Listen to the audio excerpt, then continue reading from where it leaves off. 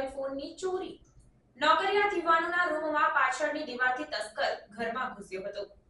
અંકલેશ્વરના ભડકોદરા ગામ ખાતે આદિત્યનગરમાંથી એક સાથે 6 જેટલા મોબાઈલ ચોરી કરીને તસ્કરો ફરાર થઈ ગયા હતા। ભડકોદરાના આદિત્યનગર 2 ખાતે રણજીત બાંભણિયા અને અન્ય 6 વ્યક્તિઓ મકાન ભાડે રાખીને રૂમ પાર્ટનર તરીકે રહે છે।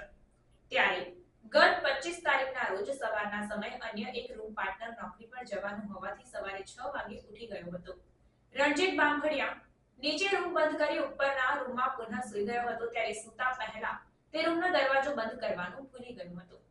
ખુલ્લા રહી ગયેલા દરવાજામાંથી તસ્કરે અંદર પ્રવેશ કર્યો અને રૂમની અંદર ચાર્જિંગ તેમજ ટેબલ પર રહેલા 6 જેટલા મોબાઈલ ફોન ચોરી કરીને ફરાર થઈ ગયો હતો। સવારે અન્ય રૂમ પાર્ટનર ઉઠતા ચોરી થઈ હોવાની જાણ થઈ હતી। ત્યારે પોલીસે ₹1,65,590 ના કુલ 6 મોબાઈલ ફોનની ચોરીનો ગુનો નોંધીને વધુ તપાસ હાથ ધરી હતી। અત્રે ઉલ્લેખનીય છે કે નોકરિયાત વર્ગના લોકો શિફ્ટમાં નોકરી કરતા હોય અને સવારે નોકરીએ જવા માટે ઘરેથી નીકળી જતા હોય છે। ત્યારે આવા સમયનો લાભ ઉઠાવીને તસ્કરો ભરૂચ અને અંકલેશ્વર પંથકમાં ચોરી કરતા હોય છે।